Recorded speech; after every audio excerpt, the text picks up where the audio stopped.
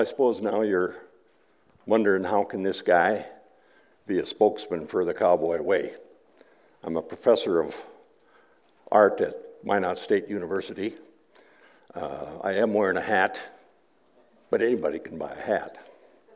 Doesn't mean I own any horses or cattle, but I do.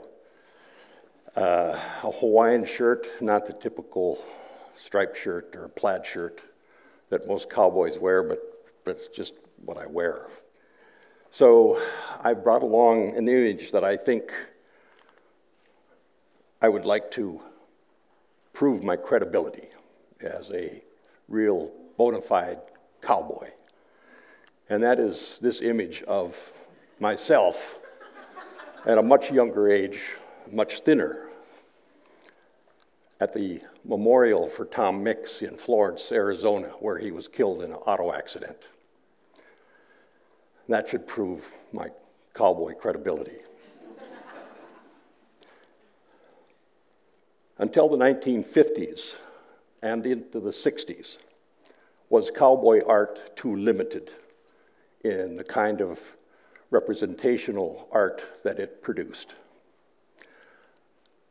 Because it was an art of illustration, and it was an art of storytelling. And in the 50s and 60s, some people wanted to try to bring it up into a more contemporary look. The one on the left, what is more adventurous, what is more romantic than Native Americans hunting buffalo with spears by John Mix Stanley. Very, very full of sentiment and romance. The one on the right side, Riders on the Dawn, 5 cowboys riding abreast through the range. Once again, a great illustration for a story or a great standalone painting. Turn Him Loose, Bill, on the left, by Frederick Remington. What a great story this tells in and of itself, but it might have been an illustration for a poem, for a short story. Pretty typical. The more detail, the better. The better to tell the story of the Great West. This is what people wanted. They wanted illustrations that illuminated more the story in every detail. If I was that cowboy, I would not have asked for Bill to turn him loose.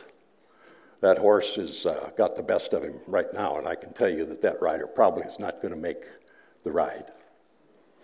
The one on the right, Blue Locks the Queen, from N.C. Wyeth, who was the father of Andrew Wyeth, the great American painter. Blue is a native boy who jumps on this wild horse as it runs by, locks the White Queen. Once again, these are very typical of the illustrations and the artwork of the American West and the American cowboy up until the 1950s and 60s. A bit of my history. I went to Concordia College to get out of the haystack.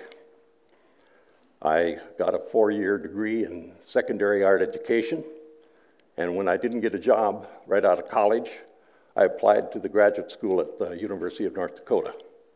I married high school, or I should say a 12-year classmate in Marion, Becky Barch, and we moved to Grand Forks. My first painting class there, my instructor, Dave Brown, said, "I hear that you go out on weekends and follow the rodeo circuit." And I said, "Yes, my father has rodeo stock, and we produce rodeos, and he leases out stock to other producers." And Dakota Dave, as he was sometimes called, said, "Well, why don't you paint the rodeo instead of those lame and insipid landscapes that you're working on?" Yeah, it did get my attention. After I took a breath, I said, well, I didn't think it was appropriate. I didn't think something as romantic and as sentimental was the subject matter that could be used in a fine art department. He said, nothing is inappropriate. Only concept, only style, only technique might be appropriate, but no subject is inappropriate. So I wholeheartedly embraced the challenge, but where do I start? I looked to art history for other artists that might have tried to portray the dynamics of motion and action that I saw as the primary aspect of the buck and stock in rodeos. I looked to the Italian Futurists, an early 1900s group of very radical anarchist artists in Italy. The one on the left, very typical of them trying to show motion. It looks rather comical because the dog and his handler seem to be spinning, but you can see that they're trying to suggest motion. The one on the right, the red horseman, even though it doesn't have quite as much fluid action, it does show that the legs are churning in a certain kind of way, and the rider is leaning over the horse's head, and it does look like it is running. Charge of the Lancers on the left.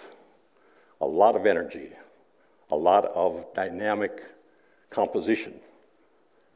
On the right, Jumping Horse by Franz Marc, one of my favorite artists, who was part of the Blue Rider, the Blau Reiter School of painting out of Munich, Germany. The Blue Rider is important to me because it's also the name of a little pub that my family runs in Minot, North Dakota. So I looked at these people as how perhaps I could start to portray the action of rodeo. The one on the left, my first attempt, looks pretty conventional. And the instructors thought it was conventional also. I wasn't satisfied with it, but it was a way to start. A raw-bone bronc in a very contorted kind of position, the rider going off. The one in the middle, very much influenced by the Futurists. But to me, it wasn't satisfying because it was far too regimented, far too mechanical. It just really didn't have the flow that I would like to see in a buck and horse picture. Even in a drawing, even in a study, like on the right, it was far too mechanical looking. What else could I do? What else could I bring to it that might give it a better effect? Well, I looked to the American School of Abstract Expressionism, or the American School of Action Painters in New York. This is Willem de Kooning on the left with his Woman Number One. He painted with great energy. The paint was fluid. It dripped, it splattered, he moved it around. He gave the energy of his paint application to that woman. She becomes the Earth Mother. She becomes the fierce woman that can be. On the right side, we have Franz Klein, pardon me. Very strong, simple brush strokes, but full of force and full of energy. My next attempts, slash and burn, the one on the left. I tried to get that kind of energy into my pieces. And you can also see that those are very colorful, much different than those first paintings that I did, trying to mimic the Futurists. You can see the rider's yellow shirt at the top, his boots at the upper right-hand corner, the horse's front head and front legs in the lower right-hand corner. Tiger Rag, the one in the middle, a very strong splash of red paint in there. There are some multiple images like the Futurists would use. The head's in a couple different places. The feet have smeared and are moving. The rider's hand is in a couple, 3 different places, I believe. So this was a little closer to what I felt I needed to do. The one on the right, Moonstruck, is the title of this one. It's named after that great bucking horse sire that comes from Mandan, North Dakota, owned by Jim Mossbrucker and the Mossbrucker Rodeo Company. Very abstract, but you can make out the horse's head in the upper left-hand corner.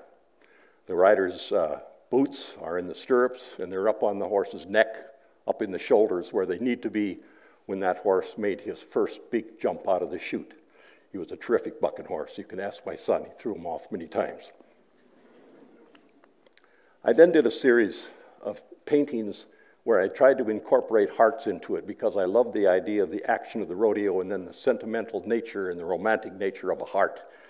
And it also visited the subject of a wonderful country rock album by the Byrds in 1968 called Sweetheart of the Rodeo. And the Sweetheart of the Rodeo cover for that album was a painting made by a very famous California artist by the name of Joe Mora. And he made that in the 1930s, so it became the cover of this Byrds country rock album. And I thought that Sweetheart of the Rodeo was an appropriate title for the whole series of paintings that I did dealing with rodeo. One on the left, proud cut. Hopefully it's kind of doing what I want it to do, smearing movement. It's a lot of energy, a lot of dynamics of the horse, the rider's in trouble. The one in the middle, Comes Around, the title of it. The name of the horse, Comes Around, Sweetheart of the Rodeo series. Very colorful again. Think back about those early attempts that I did, how mundane the color was.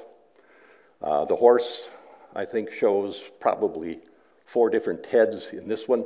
The rider's in several different places. The front legs of the horse probably shown in 8 or 10 different positions. The one on the right, Bananarama. I don't know where that title came from. It just popped into my head. I recall that. And again, the head seen in 3 different positions as the horse moves his head from side to side. It has very energetic paint application. Hopefully you can see that those brush strokes were put down with great energy. Hopefully that energy interprets into the energy of the horse and the rider and of the buck and horse theme of that particular painting. Could I then use that same kind of device, that same kind of concept to show the action of bull riders? And this series now, the one on the left, is called the American Minotaur, because the Minotaur was a Greek mythological character who had the body of a man and the head of a bull. I think you have to become part of that bull in order to make the ride. You can see on the left there the bull's head swinging from side to side as they try to do to knock the rider off their back, the back legs in many different positions. The rider very abstract, but with a white hat on and his hat, and kind of moving over on the right side of the canvas. The one on the right, Yellow Jacket. Once again, named after a wonderful world's champion sire bucking bull out of Mandan, North Dakota, from the Joe Berger string of rodeo bucking bulls. A lot of bright color, a lot of abstraction. The bull once again throwing his head around, as they so often do, especially when they have horns. This particular painting I did 15, 18 years ago at an art festival at Bismarck State University. And had a lot of fun doing it. In fact, one of the local young children walked up and was standing very close to me as I was demonstrating and talking. And it turned out that it was the daughter of your mayor, Mike Seminary. And as I was moving paint around, I said to her, "You want to try it?" And she said, "Yeah." So she took the brush and she put some paint on and around. And I believe the marks that she made stayed on the painting. I don't own it anymore, but I recall that as a very interesting part of that particular painting. On the left, headbanger. Horses sometimes throw their head back, make it very difficult for the rider to ride, sometimes knocking them off. And again, a lot of color in the top half, not so much in the bottom. The one on the right side, Freebird, title of that one. I made several compositions of that particular composition. Freebird, again, reminiscent of that great rock and roll song by the Leonard Skinner Group, named many paintings after rock and roll or country albums. So my point being,